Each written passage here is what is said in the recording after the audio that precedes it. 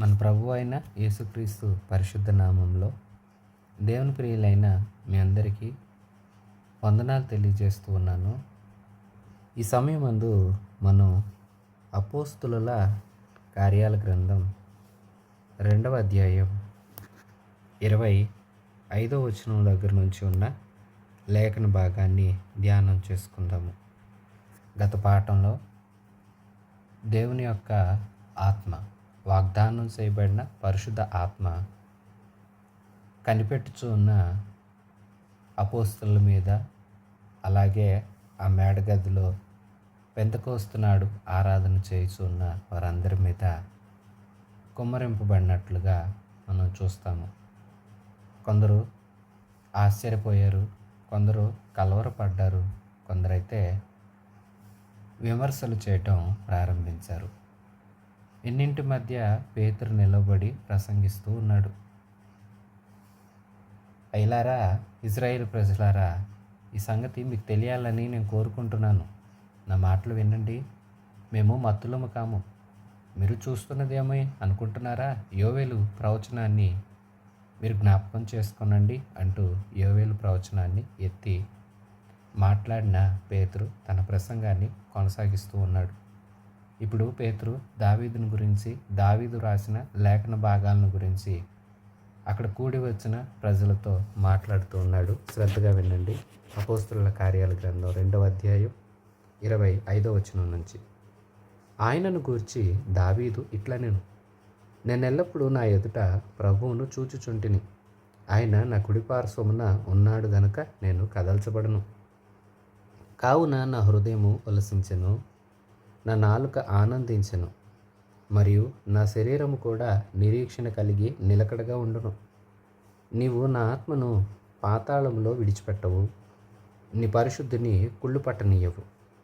నాకు జీవమార్గములు తెలిపితివి, నీ దర్శనము అనుగ్రహించి నన్ను ఉల్లాసముతో నింపెదవు. సహోదరులారా, మూలపురుషులకు దావీదును గురించి మీతో నేను ధారాళంగా మాట్లాడవచ్చును. అతడు చనిపోయి సమాధి చేయబడెను. అతడి సమాధి నేటి వరకు మన మధ్య ఉన్నది. అతడు ప్రవక్త అయి ఉండేను గనుక అతని గర్భఫలములో నుండి అతని సింహాసనము మీద ఒకని కూర్చుండబెట్టుదును అని దేవుడు తనతో ప్రమాణపూర్వకముగా ఒట్టు పెట్టుకొనిన సంగతి అతడెరిగి, క్రీస్తు పాతాళంలో విడవబడలేదనియు ఆయన శరీరము కుళ్ళిపోలేదనియు దావీదు ముందుగా తెలుసుకుని ఆయన పునరుత్థానమును గూర్చి చెప్పెను. ఈ యేసుని దేవుడు లేపెను. దీనికి మేమందరము సాక్షులము కాగా ఆయన దేవుని కుడిపార్శ్వమున హెచ్చించబడి పరిశుద్ధాత్మను గూర్చిన వాగ్దానము తండ్రి వలన పొంది మీరు చూచుచున్న వినుచున్న దీనిని కుమ్మరించి ఉన్నాడు. ప్రియశ్వాసులారా, గమనించండి. పేతురు మాట్లాడుతున్నాడు. మీరు తెలుసుకోవాలి, యోవేలు ప్రవక్త ప్రవచనం కాదా ఈ ఆత్మ కుమ్మరింపు? ఆనాడే ప్రవక్త ద్వారా దేవుడు పలకలేదా? దేవుని మాటలు మీకు మరుగైపోయాయా? దేవుడు స్పష్టంగా తెలియచేశాడు కదా, నా ఆత్మను కుమ్మరిస్తాను మనుషులందరి మీద, దాసుల మీద, దాసులందరి మీద నా ఆత్మను కుమ్మరిస్తాను, సూచక క్రియలు చూపుతాను. అంత్య దినాల్లో, కడవరి కాలంలో నా ఆత్మ అందరి మీద కుమ్మరించబడుతుంది అని ప్రభువు చెప్పిన ఆ మాటలు మీకు జ్ఞాపకం లేదా? అదే మీరు ఇక్కడ చూస్తున్నారు. దావీదుని గురించి మీతో చెప్పనా? మన మూలపురుషులకు దావీదు గురించి మీతో చెప్పాలనుకుంటే ఎన్నెన్నో విషయాలు నేను ధారాళంగా మీతో మాట్లాడగలను. అయితే నేను దావీదుని గురించి కాదు, దావీదు ఆత్మవశుడై పలికిన క్రీస్తుని గురించి మీతో తెలియచేయాలనుకుంటున్నాను. యోవేలు ప్రవక్త ఆత్మ కుమ్మరింపు గురించి తెలియచేశారు.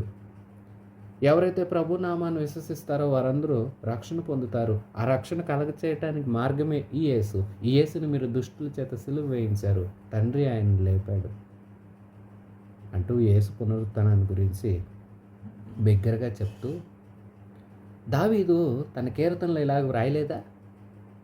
తన మాటలు మీకు గుర్తులేదా? నా ఆత్మ దేవుని యందు ఉల్లసిస్తుంది, నేను ఎప్పుడు దేవుడిని చూస్తూ ఉన్నాను, ఆయన కుడిపార్శ్వన ఉన్నాడు, నేను కదల్చబడను అన్న మాటలు మీరు చదవలేదా? 16వ కీర్తన 8వ వచనం నుంచి 11వ వచనం వరకు ఉన్న లేఖన భాగాన్ని ఇక్కడ పేతురు దావీదు రాసిన దాన్ని ప్రస్తావిస్తూ ఉన్నాడు. నీవు నీ పరిశుద్ధునికి కుళ్ళు పట్టనీయలేదు, పాతాళంలో అతని ప్రాణము విడిచిపెట్టలేదు అని మన పితరుడైన దావీదు రాశాడు కదా. అతడు ఎలాగ రాశాడు? అతడు ఆత్మలో గ్రహించి, అతడు సాధారణ మనిషే అయినప్పటికీ ఒక ప్రవక్తలాగా ఉండి ఈ మాటలను ఆత్మలో చూసి తన సింహాసనమున ఒకడు నిత్యము ఉంటాడని తండ్రి అయిన దేవుడు అతనికి చేసిన వాగ్దానాన్ని బట్టి ఆత్మరూపేణ గ్రహించిన వాడై, యేసు పునరుత్థానాన్ని చూసిన వాడై, పుట్టబోవు ఆయన మరణించి పాతాళంలో విడిచిపెట్టబడక పునరుత్థానుడై తిరిగి లేచి ఆ సింహాసనం మీద నిత్యము నిలిచి ఉండి ఏలతాడని వాగ్దానపూర్వకంగా దావీదు ముందే చూసిన వాడే ఈ మాటలు రాయలేదా? ఆ మాటలు మీరు చదవలేదా? ఆ కీర్తన మీరు వినలేదా?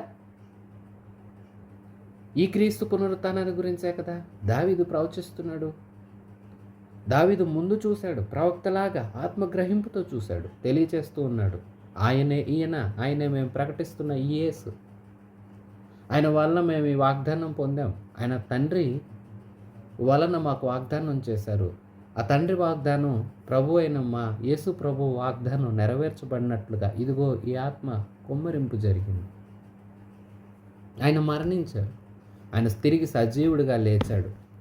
ఆయన పాతాళంలో ఉండలేదు, ఆయన దేహం కుళ్ళిపోలేదు. ఆయన సజీవుడిగా లేచి మందరి మధ్య సంచరించారు. దావీదు ముందుగా తెలుసుకొని ఆయన పునరుత్థానాన్ని గురించే కదా ఈ మాటలు చెప్పాడు. ఈ యేసుని దేవుడు లేపాడు, అది మేము చూసాం, దానికి మేము అందరం సాక్షులం.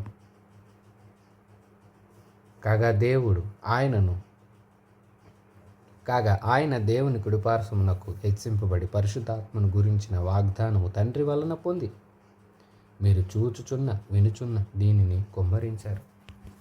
యేసు లేచి తండ్రి వద్దకు వెళ్ళి మీరు చూస్తున్న వింటున్న ఈ కలవరపడుతున్న లేదా విమర్శలు చేస్తున్న ఆశ్చర్యపడిపోతున్నారే, వీరలా మా భాషల్లో మాట్లాడుతున్నారని, ఏంటి ఈ తర్వాత ఏం జరుగుతుందని మీలో కొందరు కలవరంగా ఉన్నారే, మీలో కొందరు వీరు మత్తులై ఉన్నారని విమర్శ చేస్తున్నారే. మీ కలవరాలు, ఆశ్చర్యాలు, విమర్శలు కట్టిపెట్టండి.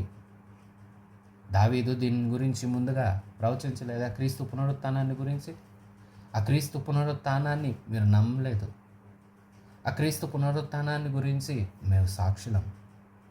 ఆయన లేపబడ్డారు, ఆయన లేచారు మృతుల్లో నుంచి. లేచిన దేవుడు సజీవుడిగా మాకు మరల కనిపించి మాకు ఈ ఆత్మను గురించిన వాగ్దానం చేస్తే మేము కనిపెట్టాము, మాకు దేవుడు ఈ ఆత్మను అనుగ్రహించారు అంటూ చక్కటి ప్రసంగాన్ని అందిస్తూ ఉన్నాడు. చూడండి, లేఖనాల్ని ఎత్తి మాట్లాడుతున్నాడు పేతురు ఆత్మశక్తితో.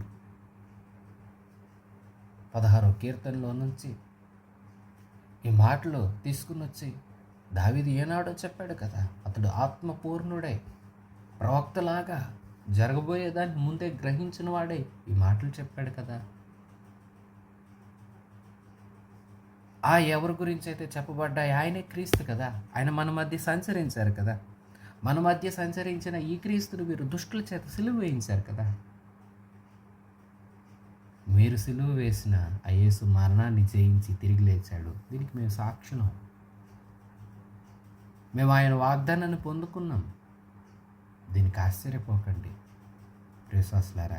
నిజమే, ప్రభు చెప్పారు కదా, మొదటి అధ్యాయంలో మనం చూసాము, ఆయనను ఆత్మ మీ మీదకు వచ్చినప్పుడు మీరు సర్వసత్యంలోనికి నడిపించబడ్డవారే నాకు సాక్షులుగా ఉంటారని ప్రభు చెప్పారు కదా. మీరు సాక్షులుగా, మీరు శక్తి పొందుతారు అని చెప్పాడు కదా దేవుడు.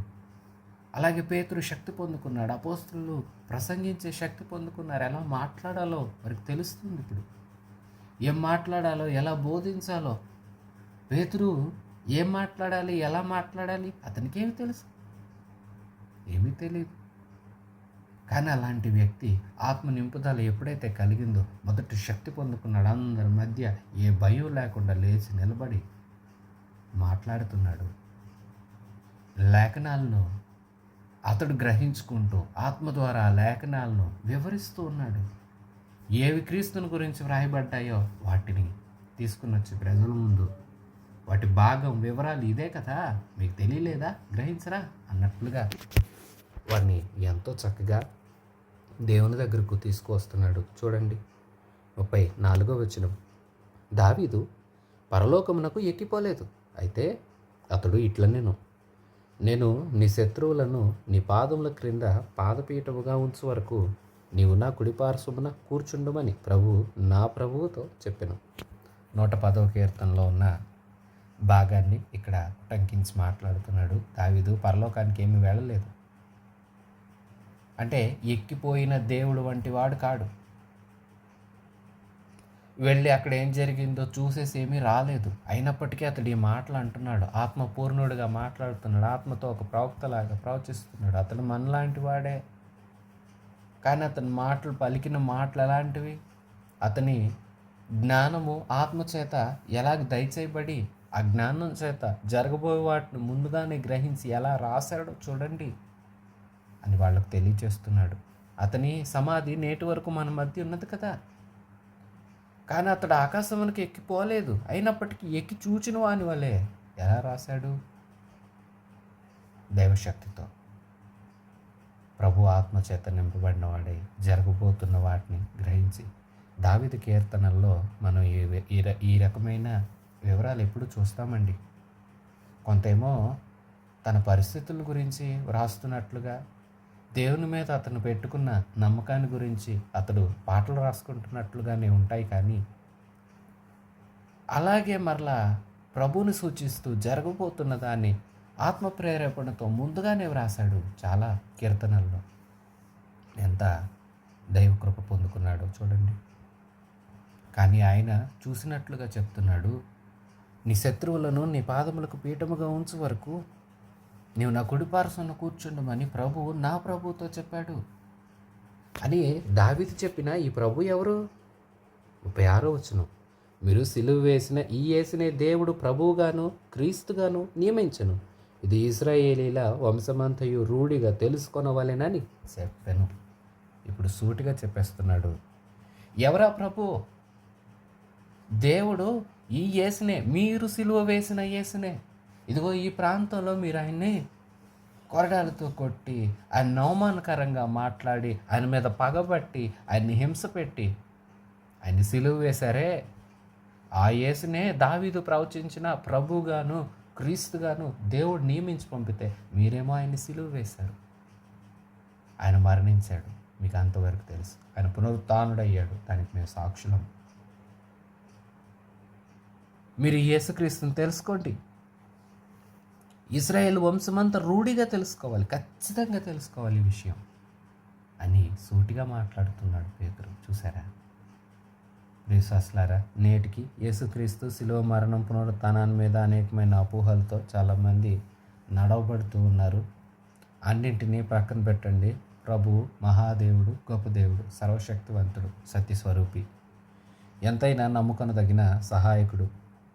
ఆపత్కాలమందు ఆయనను మనం ఆశ్రయిస్తే ఆయన మనకు సహాయం చేస్తాడు.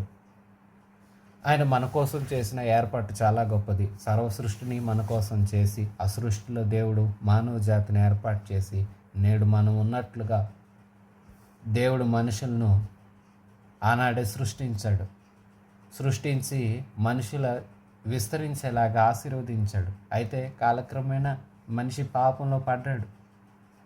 పాపం వల్ల దేవుని మహిమను కోల్పోయాడు. ఆ మహిమను మరలా ప్రసాదించడానికి సాక్షాత్తు క్రీస్తు యేసు ప్రభువే మనందరి కోసం తన మహిమను విడిచిపెట్టి మానవ శరీరాన్ని ధరించి శరీరాకారమందు మనిషినిగా కనపడి తను తాన్ని వ్యక్తునిగా చేసుకున్నాడు. దాసుని స్వరూపం ధరించాడు. మరణం నందునంతగా, శిలువ మరణం నందునంతగా తండ్రికి విధేయుడే మనందరి కోసం పాపాల పాపముల నుండి మనల్ని క్షమించి విడిపించి, మన పాపముల నుండి మనల్ని పవిత్రులు చేయడానికి, పాపము నుండి విడిపించడానికి, తన ప్రజలను వారి పాపముల నుండి విడిపిస్తాడు గనుక ఈయనకు యేసు అని పేరు పెట్టుదు అని దేవుడి దూత సెలవిచ్చినట్లుగా ప్రజల పాపముల నుండి విడిపించే రక్షకుడిగా ఆయన భూమి మీదకు వచ్చి మనందరి రక్షణ కోసం మరణించి, మనందరి జీవం కోసం తిరిగి లేచి మనందరి త్వరలో తీసుకుని వెళ్ళటానికి రాబోతూ ఉన్నాడు మన ప్రభు. ఈ ప్రభు రాబోతున్న విషయాన్ని నీవు గ్రహించుకొని శ్రద్ధ నిలిపి దేవుని అందులో భయభక్తులు కలిగి దేవుని కృప కోసం ఎదురు చూస్తూ అదిగో నమ్ముకొనని లేదా విమర్శ చేసే కలవరపడుతున్న అటు ప్రజల్లాగా ఉండకుండా ప్రభువులో ఉన్న ఆనందాన్ని వెతుక్కుంటూ దైవ ఆత్మ అనుగ్రహాన్ని పొందుకొని ఆత్మచేత నింపబడి ఆత్మ సహాయం చేత నిత్యమూ నడిపించబడుతూ నీవు కూడా క్రీస్తుకు సాక్షిగా నిలవాలి. పేతురు నిలుస్తున్నాడు చూడండి.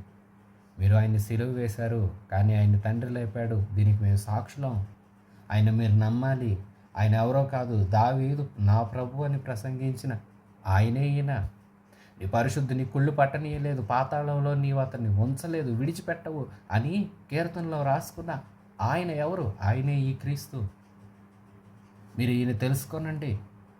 దావీదుని గురించి చెప్పమంటారా? ఎన్నో చెప్పగలను, కానీ దావీదు కంటే గొప్పవాడైన క్రీస్తుని గురించి మీరు తెలుసుకోవటం ఆవశ్యకం, రూఢిగా నమ్మాల్సిన అవసరం ఉంది అని ఎంత స్పష్టంగా మాట్లాడుతూ ఉన్నాడో. పేతురు ప్రసంగం వింటున్న అలనాటి విశ్వాసుల్లో మార్పు వస్తుంది. విశ్వాసి, దేవుని వాక్యం వింటున్నా నీవు, నీ సంగతి ఏంటి?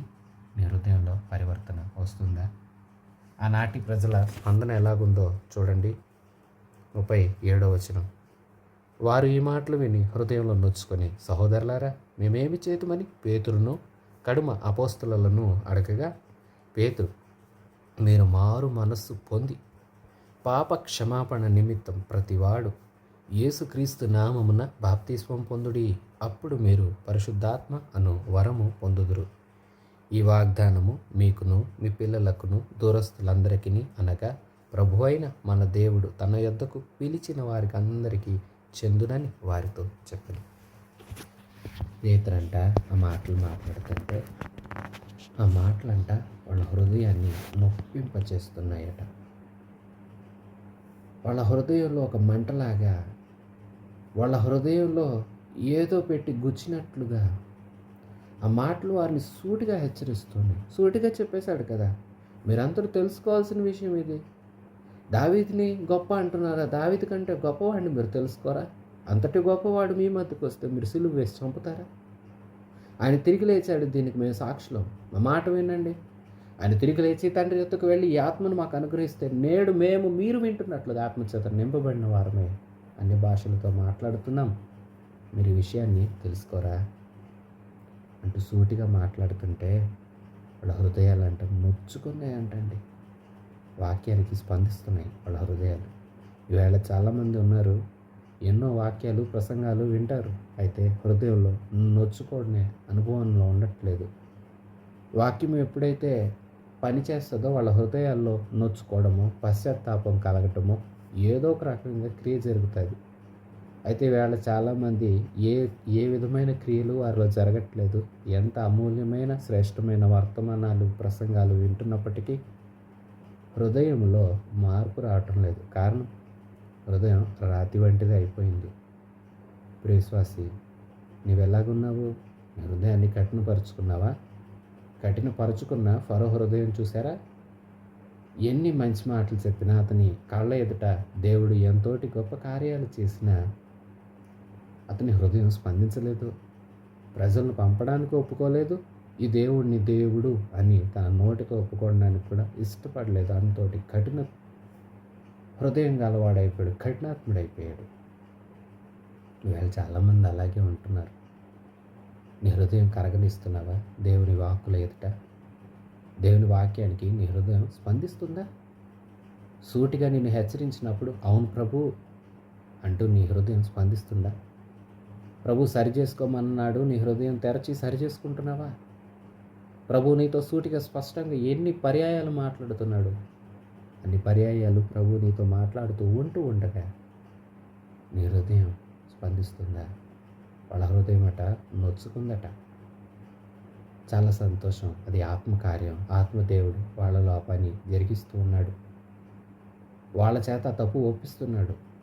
ఆత్మకార్యమే అది. పాపముల గురించి, నీతిని గురించి, తీర్పుని గురించి లోకమును ఒప్పింప చేయటమే పరిశుద్ధాత్మ యొక్క కర్తవ్యం. ఆయన ఆ పని జరిగిస్తూనే యేసు వాళ్ళను విన్న సంగతులన్నీ మనకు బోధిస్తారు. మనకు బోధ చేయటం, ఆ బోధల ద్వారా మన హృదయం స్పందించేలాగా మనతో సూటిగా మాట్లాడడమే ఆత్మకార్యం. ఆయన ఆత్మ ద్వారా సూటిగా మాట్లాడతాడు.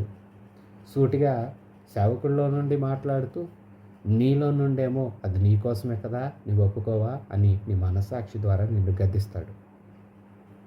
అక్కడ సేవకుని మాటకు, ఇక్కడ నీ హృదయమందు ఏదైతే పరిశుద్ధాత్మ దేవుడు ఎత్తి చూపిస్తున్నాడో ఆ మాటకు నీవు స్పందించిన నాడు నీలో నిజమైన పశ్చాత్తాపం కలుగుతుంది. సేవకుడు మాట్లాడింది నీ హృదయం స్పందించకపోయినా, నీ హృదయంలో పరిశుద్ధాత్మ దేవుడు ఒప్పుకోమని తెలియచేస్తున్న నాడు కఠిన హృదయం అయిపోయినా ఏ లాభం ఉండదు. ఆత్మదేవుని కార్యాలకు విధేయత చూపే వారంగా మనం ఉండాలి. అవిధేయులం కాకూడదు. వారు అడుగుతున్నారు, అప్పుడు హృదయం నొచ్చుకుంది, అయ్యా ఇప్పుడు మమ్మల్ని ఏం చేయమంటారు? మరి నువ్వు చెప్తున్నావు నిజమేనా? ఈయనే ఆ క్రీస్తు అయితే ఇప్పుడు మేమేం చేయాలి? మరి ఒక విధంగా చెప్పాలంటే నువ్వు అన్నట్లు మేము సిలువ వేసి చంపాం, మేము పాపులం అవుతాం కదా, మరి ఏం చెయ్యాలి అన్నట్లుగా ధ్వనిస్తుంది వారి ప్రశ్న. అయితే వారు ఇప్పుడు మమ్మల్ని ఏం చేయమంటారండి అని అడిగారు. అపోస్తలులను పేతురుని అడుగుతుంటే పేతురు చెప్తున్నాడు, మీరు మారు మనస్సు పొందండి, మీ మనసు మార్చుకోండి. ఇప్పుడు దాకా మీ మనస్తత్వం ఎలాగుందో ఇప్పుడు అలా ఉండకూడదు. మీరు ఇప్పుడు క్రీస్తుని తెలుసుకున్న వారైతే మీ మనసులో మార్పు రావాలి. చాలామంది బాప్తిస్మాలు పొందుతారండి, మనసు మారని బాప్తిస్మం. అది ఎందుకండి? వృధా. మనసు మారి బాప్తిస్మం పొందితే అది విలువైనది. ముందు మీ మనసు మార్చుకోండి. ఇప్పుడు దాకా క్రూరత్వంగా ఉన్న, కఠినత్వంగా ఉన్న, ప్రభుని గుర్తించలేని అంధకారంలో ఉన్న మీ మనస్తత్వం, పాపాన్ని ప్రేమించిన మీ మనస్తత్వం, ఇతరులను ద్వేషించిన మీ మనస్తత్వం, ఇదిగో దేవుణ్ణి ఆరాధిస్తున్న మమ్మల్ని తిరస్కరించిన మీ మనస్తత్వం, హేళన చేసే మనస్తత్వం, ఇలాంటి మనస్తత్వం అంతా మార్చుకోండి. సంపూర్ణ మార్పు మీలో రావాలి. మనస్సు మార్చుకొని పాప క్షమాపణ నిమిత్తం ముందు మనసు మార్చుకో, తర్వాత పాపాలు ఒప్పుకో, పశ్చాత్తాపడు. వాక్యం ఆ కార్యం నీతో చేయించాలని, వాక్యం ద్వారా పరిశుద్ధాత్మ దేవుడు ఆ కార్యం నీలో చేయించాలని ప్రతి ప్రసంగంలోనూ ప్రయత్నం చేస్తూ ఉంటాడు. నీ చెవికి వినబడుతున్న ప్రతి ప్రసంగం ద్వారా నీలో మార్పు తేవాలని పరిశుద్ధాత్మ దేవుడు చూస్తూనే ఉంటాడు. వింటున్న విశ్వాసి, నీ హృదయంలో వాక్యం క్రియ జరిగించడానికి నువ్వు మంచి మనసుతో వాక్యాన్ని స్వీకరిస్తున్నావా? మారు మనసు పొందావా? నీ మనసు మారిందా? పాత రోత స్వభావం, ప్రాచీన స్వభావం, దుర్మార్గపు ఆలోచనలు, వ్యర్థమైన కార్యాలపైన ఆసక్తి, చూడకూడని దృశ్యాల మీద కన్నులు, వినకూడని మాటల వైపు చెవులు, ఇదే రకమైన పద్ధతిలో కోపము, అసూయ, ద్వేషము, మత్సరం, క్రోధం, లోభం ఇలాంటి వాటి చేతే, ఈర్ష చేతే, ద్వేష అసూయల చేతే నువ్వు నడిపించబడుతున్నావా? మనసు మారిందా? ఇప్పుడు నీలో ప్రభు మనసు వచ్చిందా? ప్రభు మనసు ప్రేమ గలది, ప్రభు మనసు దయగలది, ప్రభు మనసు ప్రేమించేది, కరుణించేది, కటాక్షించేది, రక్షించేది, అందరినీ మంచి మనస్సుతో చూసేది, ఏక మనస్సుతో అందరినీ ఒకే విధంగా చూస్తూ అందరి మీద ప్రేమ కలిగి అందరినీ ప్రేమించేదే ప్రభు యొక్క మనసు. అలాంటి మంచి మనసు నీకు దొరికిందా? నీ మనసు మారిందా? మనసు మారినవాడు పాత వాటిని అన్నింటినీ విడిచిపెట్టి పాపాలు ఒప్పుకుంటాడు. ఒప్పుకున్నవాడు మనసే నిజంగా మారుతుంది. వాక్యం వినాలి. విన్నప్పుడు వాక్యంలో దేవుడు ఏదైతే హెచ్చరించాడో దాన్ని నిజంగా ఒప్పుకొని కన్నీళ్లతో నన్ను క్షమించయ్యా, ఆ విషయంలో నేను ఇంకా అలాగుండనని నిజమైన తీర్మానంలోకి వచ్చి ఆ తప్పును విడిచిపెట్టాడే అతగాడు కదా నిజంగా మారినట్టు. కొందరు ఉంటారండి, వాక్యం వినేటప్పుడు భలే పశ్చాత్తాపడతారు. వాక్యం అనంతరం సేవకులు ప్రార్థన చేసుకుందాం, ఒక తీర్మానం చేసుకోండి, ఒప్పుకోండి అంటే అబ్బో కళ్ళంపడి నీళ్లు భలే రాలుస్తారు. కానీ ఆ తీర్మానానికి విలువేది? ఎప్పుడు నీ మనసు మారిందని అర్థం అంటే నీ క్రియలన్నీ మారిపోవాలి. అంతకుముందు అది చేసావు, ఒప్పుకున్నావు, ఇక అది నీలో ఉండకూడదు. దాని విషయంలో నువ్వు చచ్చిన వాడవు. చచ్చిన వారు ఏ పనైనా చేస్తారా? అలాగే నువ్వు ఏ విషయాన్నైతే ఒప్పుకుని విడిచిపెట్టావో దాని విషయంలో నువ్వు చచ్చినట్టు ఉండాలి. చచ్చినట్టుంటే చచ్చిన శవం ఏదైతే విడిచిపెట్టిందో, ఉదాహరణకు ఒక మనిషి ఉన్నాడు. ఆ మనిషి చేతిలో ఒక వస్తువు ఉంది. ఆ వస్తువుని అలాగూ విడిచిపెట్టాడు. అంటే చేతిలో నుండి తీసి ప్రక్కనే ఉన్న బల్ల మీద పెట్టాడు. బల్ల మీద పెట్టిన ఒక 2 నిమిషాలకు అతని ప్రాణం పోయింది. ప్రాణం పోయిన తర్వాత మరలా అతడు ఏదైతే చేతిలో నుంచి తీసి ప్రక్కన పెట్టాడంటే విడిచిపెట్టాడో, ప్రాణం పోయిన ఇతగాడు మరలా దాన్ని పట్టుకోగలడా? కాదు కదా, పట్టుకోలేడు కదా.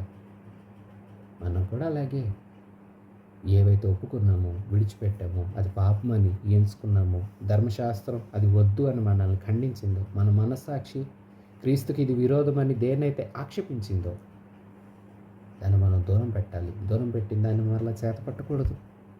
అది కదా నిజమైన మారు మనస్సు. ఈ మారు మనస్సు పొందావు అనటానికి సాదృశ్యంగా వెళ్ళి సేవకుల చేత నీటి బాప్తిస్మం పొందాలి. అదన్నమాట బాప్తిస్మం యొక్క నిజమైన అర్థము, విలువ.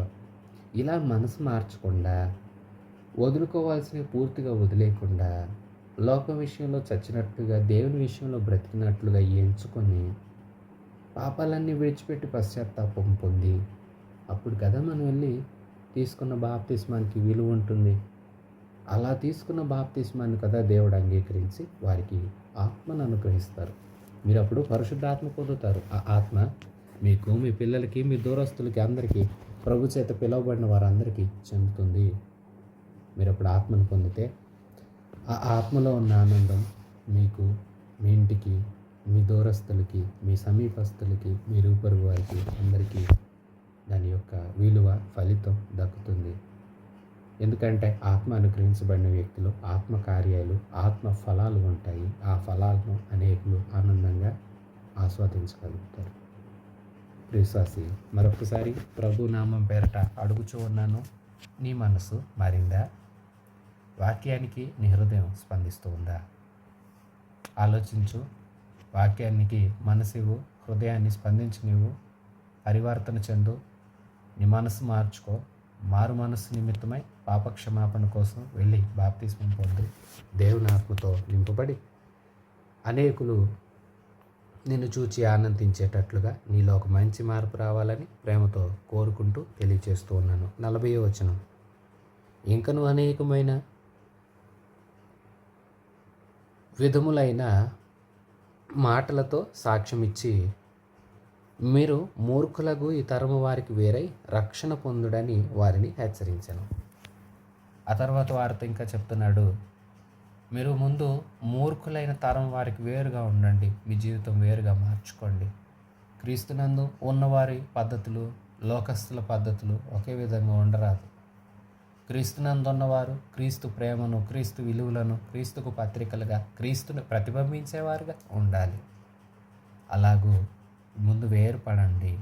క్రియల రూపంలో, పద్ధతుల విషయంలో, స్వభావ విషయంలో వాళ్ళది ప్రాచీన స్వభావం, మీది నవీన స్వభావం. వాళ్ళది పాత రోత పాపపు క్రియలు, మీ పరిశుద్ధమైన నీతి క్రియలు అయి ఉండాలి. వాళ్ళ వస్త్రధారణ పాపభూయిష్టమైన మలిన వస్త్రాలు అయితే మీవి ప్రశస్తమైన పెండ్లి వస్త్రాలుగా, రక్షణ వస్త్రాలుగా మీ ఉండాలి. అలాంటి మార్పు కలిగిన జీవితాన్ని మీరు జీవించండి, మీరు రక్షణ పొందండి, వెళ్ళండి అంటూ వారిని హెచ్చరిస్తున్నాడు పేతురు. 41వ వచనం, కాబట్టి అతని వాక్యము అంగీకరించిన వారు బాప్తిస్మం పొందిరి. ఆ దినమందు ఇంచుమించు 3,000 మంది చేర్చబడిరి. దేవుని పరిశుద్ధ నామానికి మహిమ కలుగును గాక. ఆమేన్. విశ్వాసులారా, చూసారా, పేతురు నిలిచి ప్రసంగించాడు. ఆనాటి హృదయాలు, ఎన్ని హృదయాలు స్పందించాయంటే 3,000 మంది. వాక్యం క్రియ చేస్తుంది, ఆత్మదేవుడు క్రియ చేస్తున్నాడు. పేతురు ఆత్మచేత నిండిన వాడే వాక్యాన్ని బోధిస్తూ ఉంటే ప్రజలలో దేవుడు పరిశుద్ధాత్మ కార్యం ఎలా జరుగుతూ వచ్చిందంటే, పేతురు ప్రసంగిస్తున్న ప్రతి మాటను వారు అర్థం చేసుకుని, గ్రహించి, ఆ మాటను బట్టి వాళ్ళు మలుచుకునేలాగా, వారు ఒప్పుకునేలాగా ఆత్మదేవుడు వారిని ప్రేరేపించాడు. ఎప్పుడైతే వాళ్ళ హృదయాలు ప్రేరేపించబడ్డాయో, హృదయం అందు వాళ్ళు నొచ్చుకున్నారో, హృదయం పెట్టి విన్నారో, హృదయం ఎప్పుడైతే పేతురు వాక్కులకు స్పందించిందో, వారే అడిగారు, అయ్యా మేమేం చేయాలి? పేతురు అన్నాడు, మీరు ముందు మనసు మార్చుకోండి, బాప్తిస్మం పొందండి. అనగానే ఆ దినానట ఇంచుమించు 3,000 మంది బాప్తిస్మం పొందారట. చూసారా, 3,000 మంది మనసు మార్చుకున్నారు. ఇదిగో ప్రభు వాక్యం చూడండి. పేతురు, నీవు సీమోను, నీవు పేతురు అంటే రాయి, కేఫా, నీవు పునాదిగా ఉంటావు, నీ మీద నా సంఘాన్ని కడతాను. అలాగే అన్నాడు ప్రభు. ఆరంభంలో అతన్ని పిలిచినప్పుడు కూడా నిన్ను మనుషులు పట్టు జాగ్రత్తగా చేస్తాను రమ్మన్నాడు కదా దేవుడు. ఆ మాటకు చెవియొగ్గి వచ్చిన పేతురు లోటుపాట్లు ఎన్నున్న ప్రతిదాన్ని పశ్చాత్తాపంతో ప్రభు దగ్గర సరిచేసుకున్నాడు. దేవుని కృపావరాన్ని పొందుకున్నాడు. ఇప్పుడు ఆత్మచేత ప్రసంగిస్తే ఇంతమంది రక్షణ పొందారు. చూసారా, సంఘం స్థాపించబడింది. ఇక్కడ నుండే సంఘం అనేది ప్రారంభమైంది. విశ్వాసులారా, సంఘం యేసు ప్రభువుకి శరీరం. సంఘానికి శిరస్సు క్రీస్తే. మార్మిక శరీరం. రకరకాల అవయవాలు ఒక శరీరం నందు ఎలాగున్నాయో మనందరం కూడా వేరువేరు కృపావరాలు, వేరువేరు బాధ్యతల కోసం నియమించబడ్డ అందరం చేసేది ప్రభు పనే. అందరము ప్రభులో ఏకమై ఉన్నామన్న విషయాన్ని గుర్తించాలి. ఇదిగో సంఘ స్థాపన నాడు జరిగింది. ఈవేళ గుర్తింపు కోసమని, అలాగే సౌలభ్యం కోసమని పేర్లు, పరిచర్యలకు రకరకాల పేర్లు పెట్టుకొని రకరకాల పద్ధతుల చేత నడిపించబడుతున్నారు. అయితే సంఘం యొక్క పునాది ఇదిగోండి ఇక్కడే ఉంది. పేతురు ప్రసంగం దేవుని కార్యం. పేతురు ప్రసంగించాడు, దేవుడు ఆత్మతో కార్యం చేశాడు. పరిశుద్ధాత్మ కార్యం వలన 3,000 మంది రక్షణ పొందారు. వీరందరూ ఒక గుంపుగా చేర్చబడ్డారు. 3,000 మంది చేర్చబడ్డారు. చేర్చబడిన వీరు సంఘపు స్థితి ఎలా ఉంటూ వచ్చిందో ఇప్పుడు చూద్దాము. ఇప్పుడు దాకా సంఘము ఎలాగూ ఆవిర్భవించింది, సంఘం అనేది ఎలా ప్రారంభమైందో చూసాము. ప్రారంభించబడిన సంఘం ఏమవుతూ వస్తుంది, సంఘం అనేది ఇప్పుడు ఎలాగుండాలి. 42వ వచనం, వీరు అపోస్తుల బోధ యందును, సహవాసమందును, రొట్టె విరుచుట యందును, ప్రార్థన చేయుట యందును ఎడతెగక ఉండిరి. అప్పుడు ప్రతివానికిని భయము కలిగెను. మరియు అనేక మహత్కార్యములను సూచక క్రియలను అపోస్తుల ద్వారా జరిగిను. విశ్వసించిన వారందరూ ఏకముగా కూడి తమకు కలిగి ఉన్నదంతయు సమిష్టిగా ఉంచుకొనిరి. ఇదియుగాక వారు తమ చరస్థిరాస్తులను అమ్మి అందరికిని వారి వారి అక్కర కొలది పంచిపెట్టిరి. మరియు వారు ఏక మనస్కులై ప్రతిదినము దేవాలయంలో తప్పక కూడుకొనుచు, ఇంటింట రొట్టె విరుచుచు, దేవుని స్తుతించుచు, ప్రజలందరి వలన దయ పొందిన వారై ఆనందముతోనూ నిష్కపటమైన హృదయములతోనూ ఆహారం పుచ్చుకొనుచుండిరి. మరియు ప్రభువు రక్షణ పొందుచున్న వారిని అనుదినము వారితో చేర్చుచుండెను. విశ్వాసులారా, చూసారా, సంఘం ప్రారంభించబడింది. నాట నుండట వారు ఎడతెగక ప్రార్థన యందు, సహవాసమందు, దేవుని వాక్యం వినే విషయంలో, దేవుని ప్రార్థించే విషయంలో, రొట్టె విరిచే విషయంలో అంటే వీరు ఎడతెగకుండా ఉన్నారు. అంటే ఆపేయడం, మధ్యలో కొనసాగించకుండా వదిలేయటం, సాకులు చెప్పి అనేయటం కాదండి. ప్రార్థనలో ఎడతెగకుండా ఉండాలండి. నిత్యము ప్రార్థించుకోవాలి. పట్టు విడవకూడదు. జాగ్రత్త కలిగి ప్రతి సమయమందును, అలాగే ప్రతి దినము ఒక క్రమంగా దేవుని పాదాలు పట్టుకునే విషయంలో సాకులు వెతుక్కొని ఈవేళ తప్పించుకుందాం అనకుండా వాళ్ళంట ఎడతెగకుండా ప్రార్థన చేస్తున్నారట. అపోస్తుల బోధ యందు ఎడతెగక నిలిచి ఉన్నారు. శ్రద్ధగా ప్రతిసారి అపోస్తులు ఏం బోధిస్తున్నారు, ఏమేమి మాటలు తెలియచేస్తున్నారు, ఆ మాటలన్నింటినీ వారు శ్రద్ధ పెట్టి వింటున్నారు, ఆసక్తితో వింటున్నారు, ఆనందంతో వింటున్నారు. ఆ మాట చూడండి, ఆనందంతో నిష్కపటమైన హృదయాలతో వారు భోజనం చేస్తూ ఉన్నారు. ఇంటింట రొట్టె విరుస్తున్నారు. రొట్టె విరుచుట యందు ఎడతెగకున్నారు. అంటే ప్రభురాత్రి భోజన సంస్కార పరిచర్య కూడా వారు ఎడతెగకుండా కొనసాగిస్తూ ఉన్నారు. పరిచర్య ప్రభు యొక్క మరణ పునరుత్థానాలను జ్ఞాపకం చేసుకోవడానికి ప్రభు ఏర్పాటు చేసిన పద్ధతి. రొట్టె ఆయన శరీరానికి సాదృశ్యము. అది విరవబడింది, మనందరి కోసం దున్నబడింది. అలాగే ఆయన శరీరం ఎన్నో గాయాలు మన కోసం అనుభవించింది. ద్రాక్షరసమైన రక్తానికి సాదృశ్యం. ఈ రక్తం అమూల్యమైన, ప్రశస్తమైన, విలువ గలది. ఈ విలువ కలిగిన రక్తం మనందరి కోసం ప్రభు చిందించాడు. ఆ రక్తంలో మనందరి పాపాలకు శుద్ధి దొరుకుతుంది. ఆ రక్తం ద్వారా మనందరి పాపాలకు క్షమాపణ దొరుకుతుంది. పాపాన్ని ఒప్పుకొని విడిచిపెట్టిన ప్రతి వారు క్షమించబడతారు. వారు ఎడతెగకుండా ఉన్నారట. ప్రియశ్వాసి, రొట్టె విరుచుట ఎందు ఎడతెగకున్నారు. ప్రభురాత్రి భోజన సంస్కారంలో అంటే ప్రభు యొక్క మరణ పునరుత్థానాలను ధ్యానం చేసుకుంటూ, జ్ఞాపకం చేసుకుంటూ, ప్రచురం చేసే విషయంలో నీవు ఎడతెగక ఉంటున్నావా? ప్రార్థన చేస్తున్నావా? క్రమంగా బోధలో నిలుస్తున్నావా? సేవకులు బోధించే బోధను శ్రద్ధగా వింటున్నావా? అలాగే వారు సహవాసంలో ఉన్నారంట. చాలా మంది సహవాసం మానేస్తున్నారు. మందిరంలోకి వెళ్ళి మందిరంలో అనేక పరిశుద్ధులతో కూడా కలిసి ప్రార్థించుకోవడంలో, వాక్యాన్ని వినటంలో, పాడి స్తుతించడంలో ఉన్న ఆనందాన్ని విడిచిపెట్టేసి వారి ఇళ్లకు పరిమితమైపోయి సాకులు చెప్పి మందిరాలకు మానేసి సహవాసాలను విడిచిపెట్టేవారుగా అనేకులు ఉంటూ ఉన్నారు నేటి దినాల్లో. ఆనాడట వారు ఎడతెగక సహవాసం చేశారట.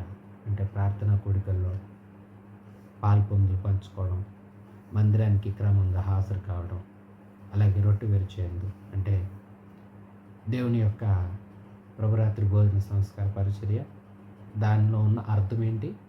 మరణ పునరుత్థానాలను జ్ఞాపకం చేసుకుంటూ ఇతరులకు ప్రచురణ చేయడం. అలాగే ప్రార్థన ఆగకుండా, ఎడతెగకుండా చేస్తూ ఉండేవారు. మరి నీవు ప్రార్థన చేస్తున్నావా?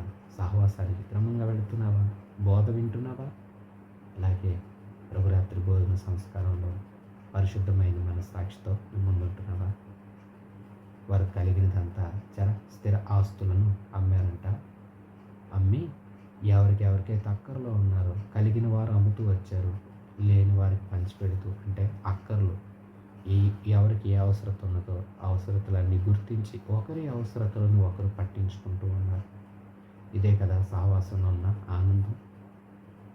సహవాసం అంటే ఏవో 4 మాటలు చెప్పుకోవడం కాదు.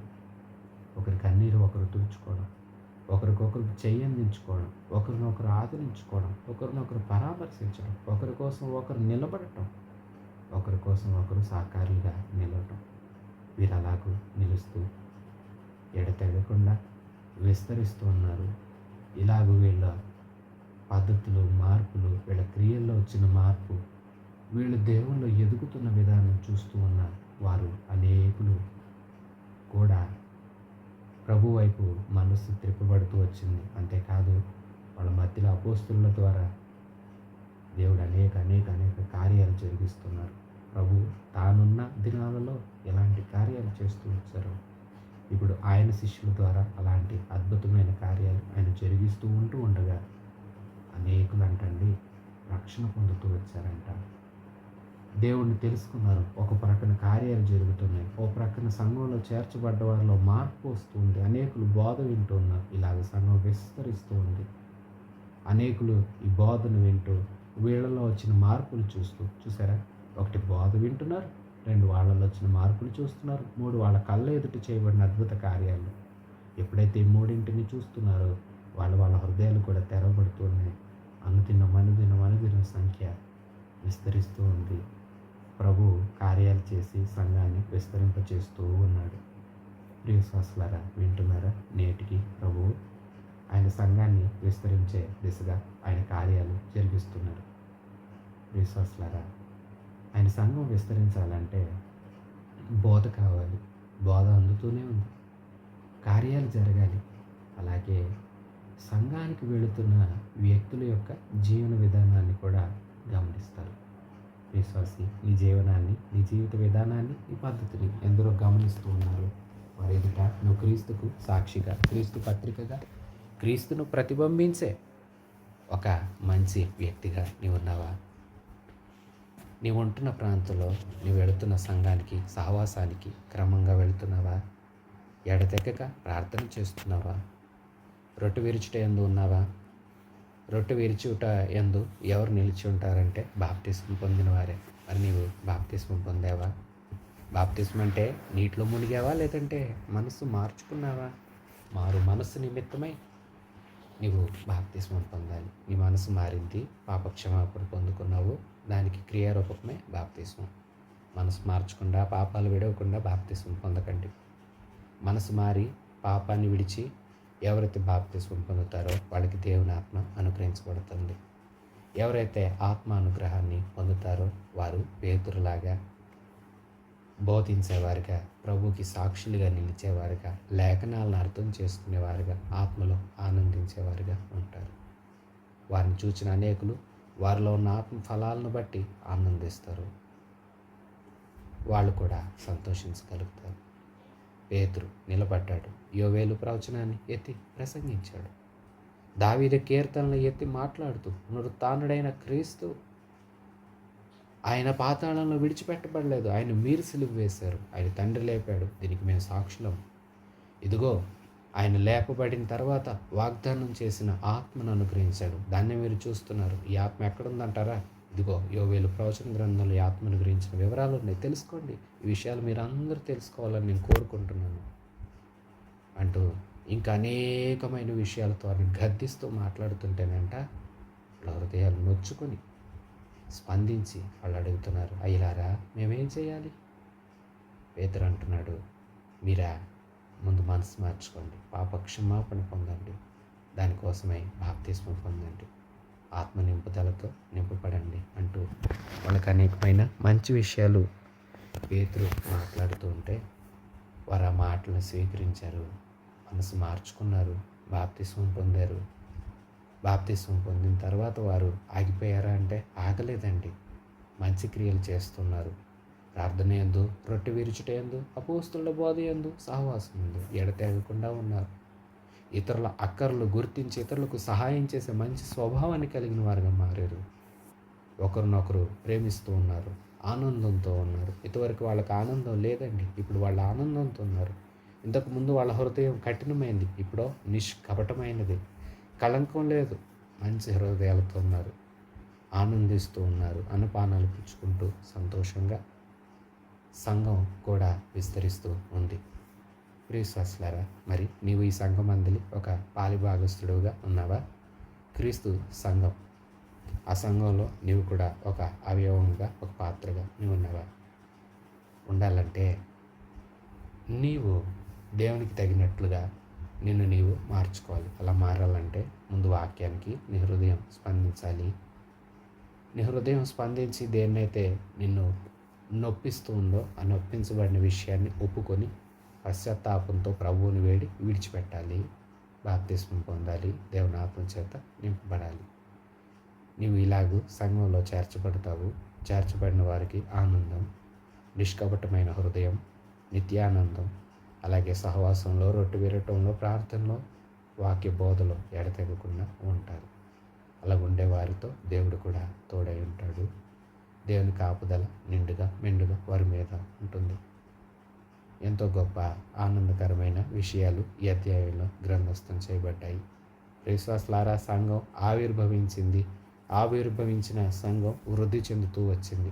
విశ్వాసి, నీవు కూడా ఈ సంఘంలో పాలిభాగస్తుడిగా, ఈ సంఘమందలి ఒక సభ్యుడిగా ఉన్నావా? ఇది క్రీస్తు సంఘం. క్రీస్తు సంఘమందలి సభ్యుడిగా నీవు ఉన్నావా? ఉండకుండా ఉంటే నేడే రక్షణ పొందు, సంఘంలో చేరు. ప్రభు లాంటి కృప మనందరికి అనుగ్రహించునుగాక. ఆమెన్. మన ప్రభు అయిన యేసయ్య కృప, తండ్రి అయిన దేవుని ప్రేమ, పరిశుద్ధాత్మ దేవుని సహవాసం మనందరికీ సదాకాలం తోడై ఉండి నడిపించునుగాక. ఆమెన్. God bless you.